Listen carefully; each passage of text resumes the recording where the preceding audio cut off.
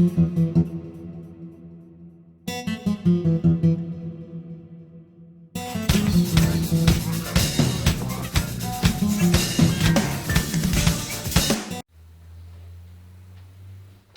é bom que primeiro que vocês saibam que antes desse debate ter começado, é porque tem uma luta entre os grupos que surgiram agora, nos últimos anos, com os grupos que estão contra. É briga da direita aí, né? Os caras estão brigando mesmo, né? E aí eles levam vários bucha de canhão no meio do caminho, né? Entre esses bucha de canhão tá esses grupos do MBL, né? Que é um trocadilho maldito com MPL, né? Até só inverte a letra, né? Você tá P, você muda para B. Em minúsculo as duas são até a mesma, né? Só muda de posição. Então é uma sacanagem mesmo. A segunda parte, né, dessa questão é... Então os liberais e os conservadores estão brigando politicamente. Então por isso que isso está aparecendo de novo. Isso não é à toa. Isso não vem do nada, né? As pessoas não estão por motivações ideológicas. E esse é um dos pontos que a gente coloca dentro das posições socialistas, que é a mesma dos liberais. Que é sempre o interesse econômico que vem antes de todos os outros, né? Então as pessoas têm interesses materiais reais acima de qualquer coisa. E a moral justifica a forma como as pessoas agem materialmente. Então, isso eu já expliquei várias vezes, né? A questão do índio eu gosto de frisar muito, porque o indígena não tem uma sociedade hierárquica do mesmo modo que o nosso, tá? Então ela tem uma outra estrutura e tal, né? Não tem uma estrutura com essa ficção chamada Estado, né? Que o anarquismo coloca que o Estado é uma ficção, é o primeiro grupo que diz, é uma coisa abstrata, né? Todos os outros atribuíram ao Estado uma coisa permanente, né? Como se o Estado fosse uma coisa eterna. E assim como os liberais, os libertarians aí, outros grupos falam que a propriedade é uma coisa permanente e eterna, né? E até é interessante porque mesmo falando um grande absurdo desse, acha que está falando uma grande coisa genial. Por quê? Porque deu o nome de propriedade para o corpo humano. Já que eu chamei o corpo humano de propriedade, então se falar que propriedade é roubo, é uma coisa absurda. Por quê? Porque eu chamo propriedade de outro jeito, né? Mas nem vou entrar nesse mérito, que isso é para outro vídeo, né? Vamos para a questão do que eles estão falando. O liberalismo ajuda a esquerda, né? O esquerdismo, digamos, a esquerda, o socialismo e tal. De fato, né? Isso é um fato. Isso é um fato histórico. Por que histórico? Esse é o ponto que os conservadores estão colocando, de que a esquerda, quando ela surge, com esse termo inclusive, era o grupo que ficava à esquerda do rei. Por que o rei fez isso? Porque tem uma passagem bíblica, no Apocalipse, que fala que os que estão à esquerda de Deus, ou de Jesus, no juízo final, vão ser jogados no fogo do inferno. Então, ao fazer isso, o rei faz uma referência dele mesmo como uma pessoa divina, né? Um ser divino, e os outros todos que se opõem ao rei como seres inferiores que vão ser lançados no fogo.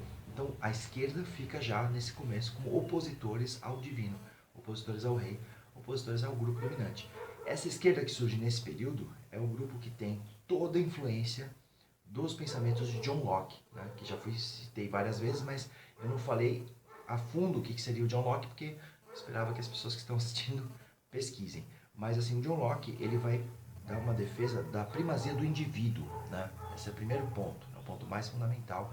E essa primazia do indivíduo é que vai levar aos pensamentos tanto anarquistas quanto os pensamentos liberais, né? Isso acontece com Rousseau também, tá? Então isso não acontece à toa.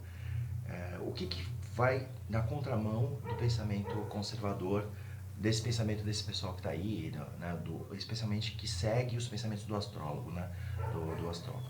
Então o astrólogo tem essa ideia de que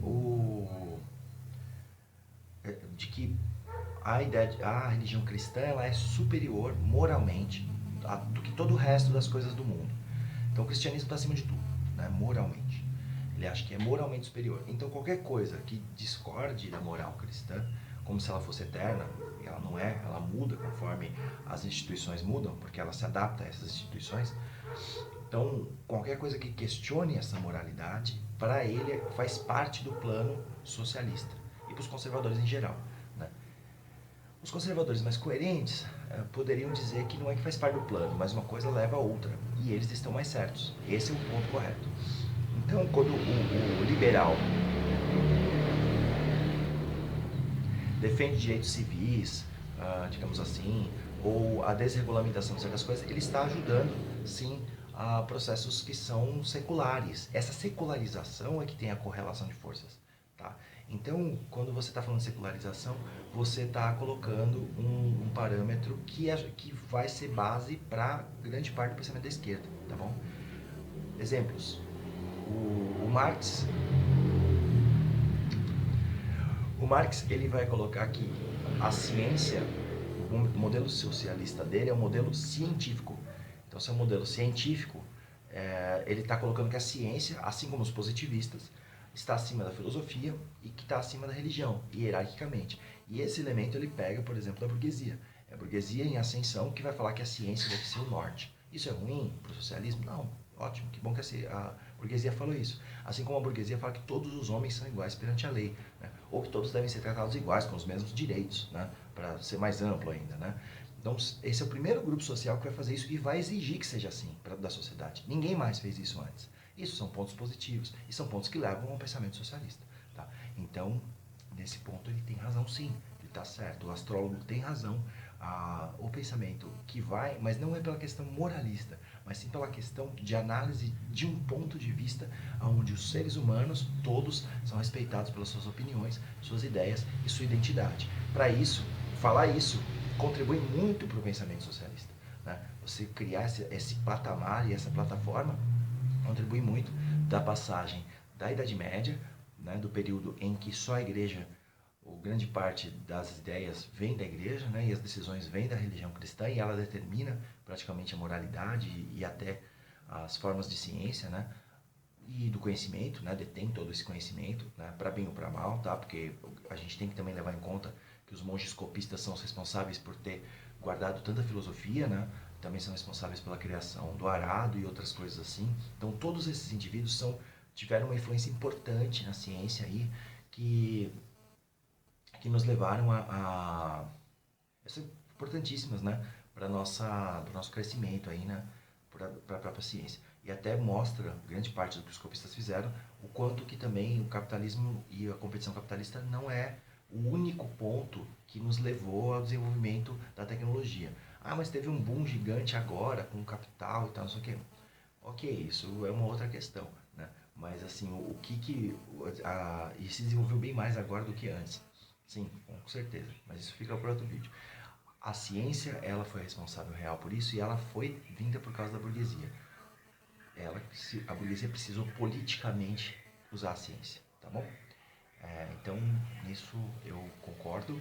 E mais do que isso, os liberais foram o único grupo que fisicamente estava do lado da esquerda. Fisicamente. Porque o rei estava à direita e os grupos contra ele estavam à esquerda, né? Não eram só liberais, tá?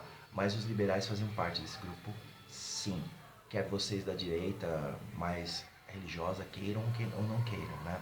Especialmente esses malucos aí que acham que direita é ter direitos. Isso nunca foi isso.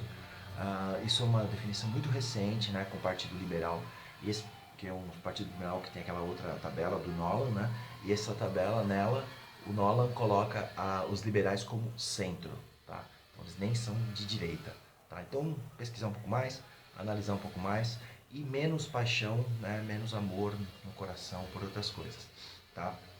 Então aí fica a dica para vocês saberem que conforme se estuda a ciência, conforme se analisa a ciência, menos se acredita que tem que ter uma classe dominante dominando sobre nós, um Estado, um capitalismo ou coisas do tipo. As pessoas realmente continuam seguindo suas vidinhas consumistas porque nós somos ensinados por um grupo que esconde a verdade, né? Todo mundo sabe, por exemplo, que a Rede Globo mente, todo mundo sabe, mas continua assistindo e ela continua lá. Sabe que a televisão não está aí para nos ajudar, mas continua vendo, né? Todas essas questões de questionar a autoridade vieram sim dos liberais, vieram dos libertarians, vieram de um grupo que levaria as ideias liberais e libertárias, tá? É isso, ele tem razão, tá? Então, esperneiem aí, o choro é livre, beleza? Paz e até mais.